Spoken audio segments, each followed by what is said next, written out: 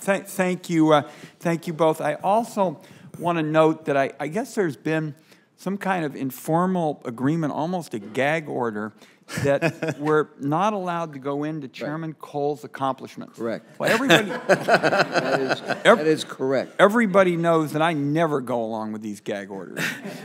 And I would only want to say that it's my intent to give a speech on the floor of the United States Senate when we get back to outline the accomplishments of Senator Cole, this thoughtful, modest man over the last years through this committee, because it is an extraordinary record. I'm going to semi-respect the gag request for purposes of this afternoon, but I hope folks will stay tuned, because we're going to talk on the floor of the United States Senate about the extraordinary record of Chairman Cole, and I know Senator Corker very much agrees with this as well. I just wanted to ask a couple of quick questions.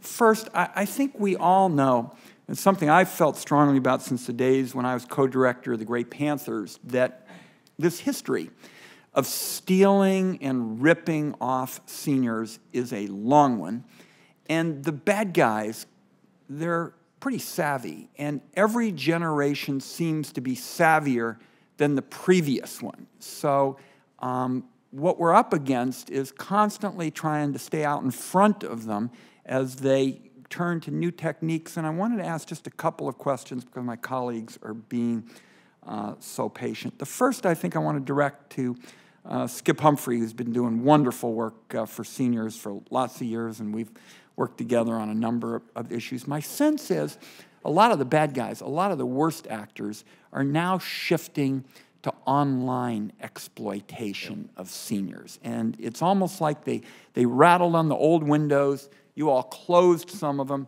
they went to new ones. If you could, General Humphrey, give us a sense of what we're doing to beef up our efforts to deal with online exploitation of seniors, if you would. Thank you very much, Senator. First of all, of course, we're working as closely as we can with our colleague federal agencies and with state and local efforts in this area. But one of the things that is happening as the baby boomers shift and as another generation comes forward, more and more people are comfortable using the internet, and so therefore they become more vulnerable, in a sense, to that kind of exploitation. One of the things is to just help citizens understand what the protections are. The first thing to understand, the most basic, is if it sounds too good to be true, it probably is, whether it's on the internet or whether it's coming through the door or in the mail or any other thing. It's just to understand that if something really sounds something positive, you yourself are probably the best defense. Secondly, of course, as was indicated, this whole issue of ID and personal ID, I think, is very, very important. Our efforts will be looking towards that as it relates to financial transactions, and certainly there's a broader range, as was indicated by the testimony that is here. The third area that I guess I would suggest is that we are going to be going online with these how-to guides for fiduciaries. Many times people they're identified in wills and estate plans as powers of attorney, and they don't know the first thing about what they're supposed to do. And they don't know what the risks are of what is happening with regard to the resources that they are supposed to manage for another person. So having those guides available to people and the education around that, I think, can be very important, and particularly as it relates to the congregate care facilities and those who manage the congregate care facilities. So those are just some of the things that we're working within the framework of the new internet age. Good. Question for you, Mr.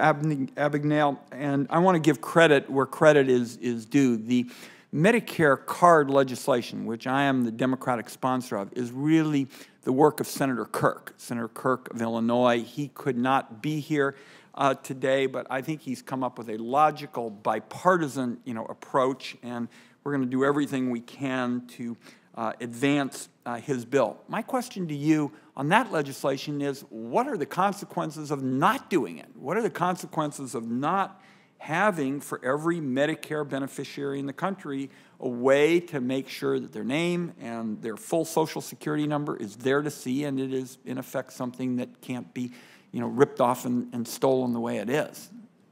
Well, as I mentioned earlier, I think that the Medicare card with the Social Security number followed by a letter is just an open invitation for criminals. They know that if they see the card, the status quo, right, as it is today. You present the card at a doctor's office. Unfortunately, I think that many people believe that doctors' offices close up their files at night. Most doctors' offices just have straight file cabinets that do not lock down at night. Consequently, there are people who tell the janitorial service, if you take a post-it and write down the person's name, address, date of birth, their copy of their Medicare card that the doctor made, and their Social Security number, I'll give you $100. So if you give me one post-it, $100, you give me 5 post-its, $500. Obviously, it's very enticing to people. So as it is now, what I'd like to see is, as we have done in many states, we've taken the Social Security number off the driver's license. We've started to remove it from college campuses, from identification cards. We moved it from our military cards for identification.